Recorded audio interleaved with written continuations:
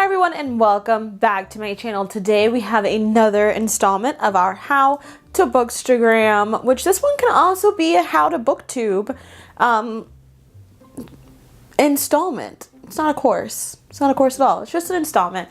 I know I said this in my last video of how to create your own DIY background for your Bookstagram page, which I will link here, and I will also link it down below so you can find it there.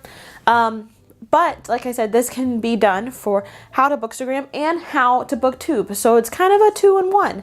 I started creating these because I know I got a lot of help watching a lot of other people's videos on Booktube by typing in How to Booktube and How to Bookstagram from like Haley and Bookland and Jenna Clark. I will tag their channels down below as well. But I got a lot of help from their channels on like where to start, what to do, and how to kind of find your own feel through Bookstagram. So I wanted to do it, but I wanted to break it down in each individual part just because that's how my mind works. But before we get started on this installment of How to Bookstagram, do not forget to subscribe to my channel and hit that like button and leave a comment down below of what you think about this video and what are some other videos that you want to see. I know I've got a few more planned that I want to do, but sometimes I like to hear what you guys want. So yeah, give me some ideas about what you guys want to see so that way I can make those videos for you.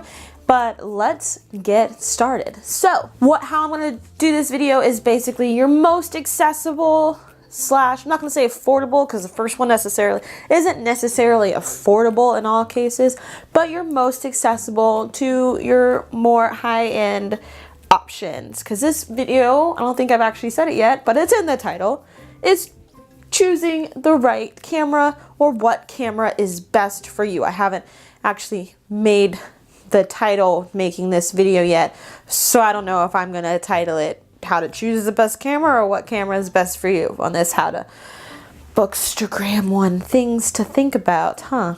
But anyway, so for the most accessible camera, if you are considering getting started with Booktube or Bookstagram, if the equipment is holding you back, the best thing to do is to start with your phone. Your phone is like your most valuable asset, and it's on you all the time. So if you're thinking about book vlogging, you know, doing vlogging things while you're reading, being out and about, or if you just want to, you know, take your camera to a bookstore or anything like that, you can, you always have your phone on you, and it's an amazing camera.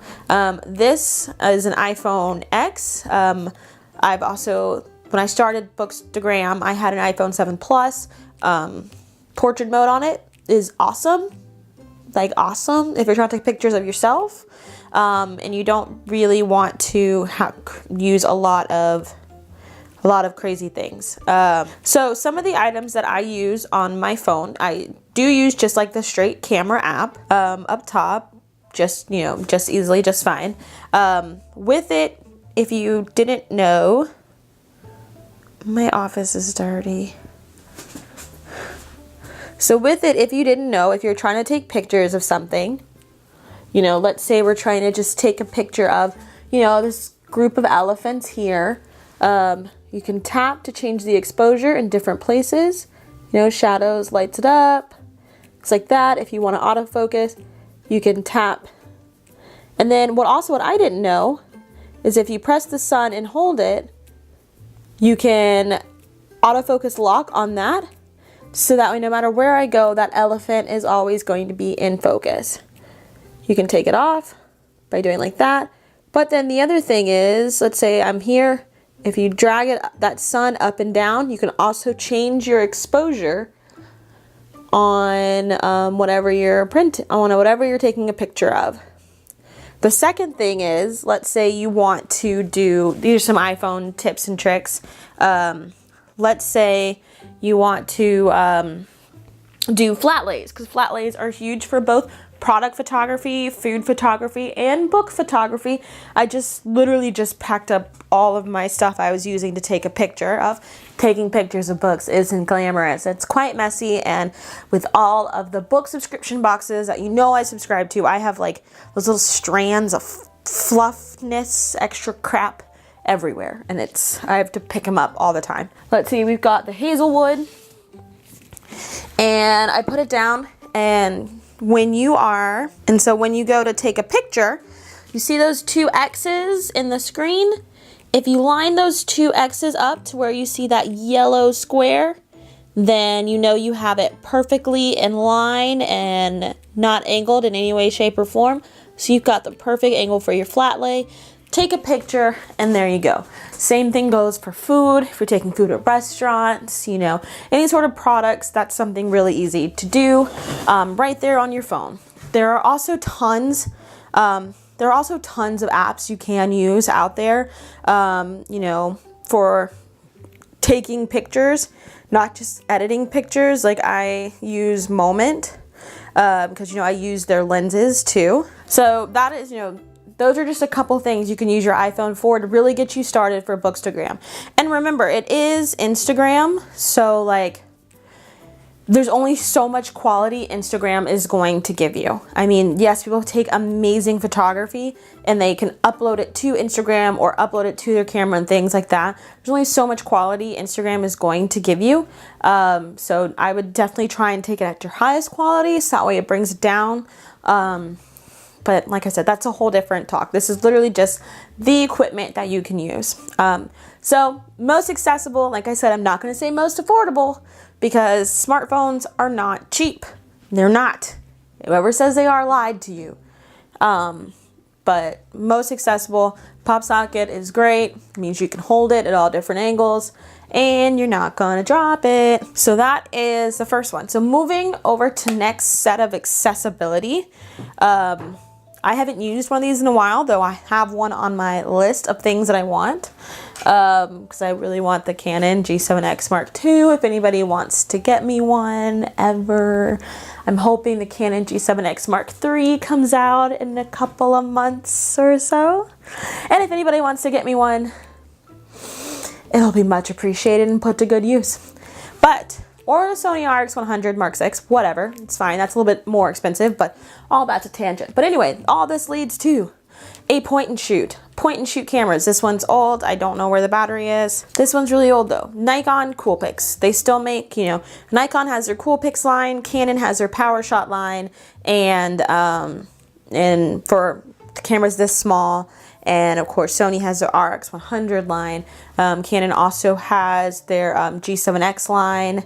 And I want to say Sony also has their CyberShot line. But all of those are great point and shoot options. Another great accessible tool if you are looking for something that you can just carry around with you easily. It's also more affordable. You can get a point and shoot camera from anywhere from like $200 all the way up to $1,200, depending on what else you want your point and shoot to do. You can also use your point and shoot to take video of yourself if you want something with just a little bit higher quality than your camera as far as megapixels go and sensor size. You can also take video with a point and shoot and do just fine. You can vlog with your point and shoot. A lot of point and shoots now have the flip. This one doesn't, because like I said, it's really old. Has the flip screen, like I use on my Canon here. Has a flip screen that you can use so you can see yourself in selfie mode in order to really vlog yourself. Not only that, but they do have decent audio levels. Probably still not as good as your phone does, because with your phone you can still connect an external microphone through the headphone jack, or you can use your iPhone headphones, or you can use you know, wireless headphones and use a microphone in there. So it probably still doesn't have the best audio comparatively to those options, but it will still get you decent audio and stuff. And also, if you want to Bookstagram and you want to vlog, it's, you know, it's not big and clunky and in somebody's face, or, you know, you're not walking through with all this stuff, or big setup, and you can easily get some of those more candid, intimate moments that you might miss otherwise. Unless you stage them. Staging things is fine. It's fine. So that's another thing for your point and shoot. You know, also with some of the newer ones, you know, if you can do things in auto or you can do things in manual. it's up to you. So next up for which camera to use for your booktubing or bookstagramming, for me is next up are mirrorless cameras. Mirrorless cameras are awesome. Like, I mainly use mirrorless cameras now because of their size. They are really small. So, you know, like point and shoot, my Olympus, because I'm using my main mirrorless camera to video, which is my Canon EOS M6. Fantastic mirrorless camera, has served my needs greatly. You know, it's small, it's tiny, small, you know, print in your bags and stuff. I can easily carry it in purses and backpacks. You know, look at that. iPhone X, Olympus, you know, all of that. It's tiny, but it has a great sensor size, and it's huge, you know, for its size. And because it's mirrorless, it breaks off a lot of the bulk because there's no mirror in there like a DSLR does. This one happens to be a micro 4/3 camera versus my M6, which is an APS-C size sensor. And so I'm going to put up this picture here that shows kind of like the difference in sizes of the sensor. Obviously, the bigger the sensor size, the more detail you're going to get in your picture, and also determines how much lighting you're actually going to get in your picture as well, and how much if you need to jump your aperture up and down and things like that. But speaking of micro 4/3, so all micro 4/3 cameras are mirrorless, but not all mirrorless cameras are micro 4/3. So it just depends on what kind of setup you're willing to do, or what sensor size you want. You know, these have a crop factor. So like videoing with this, I tried to video with this and I set it up, and then I thought like from the screen I was okay, I was in the right frame, but then once I hit record and I played it back, I was super cropped in. So those are just some of the things you just have to remember. But this takes amazing pictures, so I use this as my normal picture taking here at home for my Booktube, for my Bookstagram photos. On my thing, if I'm not using my Canon because it's already set up for video, a lot of times I don't feel like taking it down. It's just a hassle. So I use this and I love it. But your mirrorless cameras are going to be definitely more expensive than your point and shoot, but less expensive than your DSLRs. Your mirrorless cameras, though, like I said, are very portable. You still get a wide range of lenses, and that's the other thing. You do get to have interchangeable lenses between your cameras, so you do get to have that option, so that way you can choose if, you know, so some bookstagrammers like to take self-portraits. Some people are really creative. Some people just like to take pictures of the items and books, and so your lens choice might depend on that. With your mirrorless cameras, if you have already owned a DSLR in the past, there are lots of ways to have a mount go on your mirrorless camera. So like my Canon, I have the Canon mount, or I don't think I have the Canon specific mount, but I'll link it down below. I have a mount that connects my Canon mirrorless camera to Canon non-mirrorless lenses, just because there's a wider range of lenses for Canon, which is why I'm kind of going towards it, because I can still use all their beautiful glass in this small compact frame. And that is why I love it, and that's the one I choose the most. Next up is a DSLR. So this one is the Nikon D3300. Sorry, to kind of back up a little bit, obviously I was really lucky when I started Booktube. You know, when I started Booktube and Bookstagram, I am like a camera gadget tech fanatic. So I had a lot of these cameras. I already had this one, which is what I recorded myself on for like the first, I don't know how many videos, a lot of videos. And with this lens, it was fantastic. I got a great background, great blurry background. I was in focus, but I didn't have a screen to see myself.